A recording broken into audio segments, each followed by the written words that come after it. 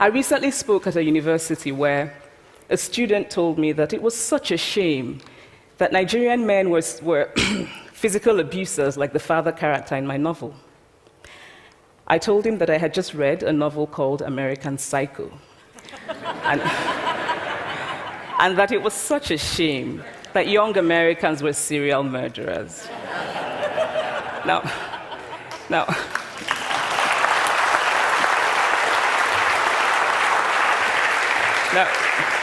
Now, obviously, I said this in a fit of mild irritation, but it would never have occurred to me to think that just because I had read a novel in which a character was a serial killer, that he was somehow representative of all Americans. And now, this is not because I'm a better person than that student, but because of America's cultural and economic power, I had many stories of America. I had read Tyler, Updike, and Steinbeck, and Gateskill. I did not have a single story of America.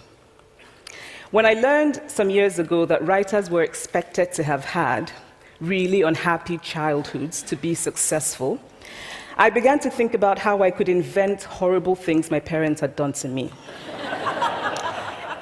But the truth is that I had a very happy childhood, full of laughter and love, in a very close-knit family.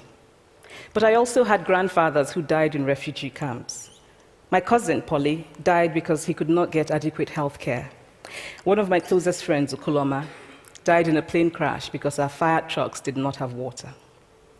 I grew up under repressive military governments that devalued education so that sometimes my parents were not paid their salaries. And so as a child, I saw jam disappear from the breakfast table. Then margarine disappeared. Then bread became too expensive. Then milk became rationed. And most of all, a kind of normalized political fear invaded our lives. All of these stories make me who I am. But to insist on only these negative stories is to flatten my experience and to overlook the many other stories that formed me. The single story creates stereotypes, and the problem with stereotypes is not that they are untrue, but that they are incomplete. They make one story become the only story. Of course, Africa is a continent full of catastrophes, the immense ones, such as the horrific rapes in Congo, and depressing ones, such as the fact that 5,000 people apply for one job vacancy in Nigeria.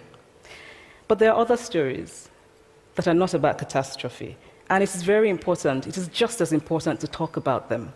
I've always felt that it is impossible to engage properly with a place or a person without engaging with all of the stories of that place and that person.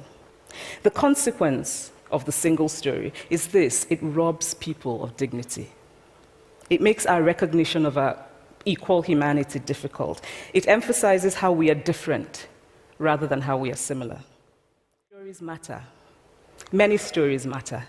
Stories have been used to dispossess and to malign, but stories can also be used to empower and to humanize. Stories can break the dignity of a people, but stories can also repair that broken dignity.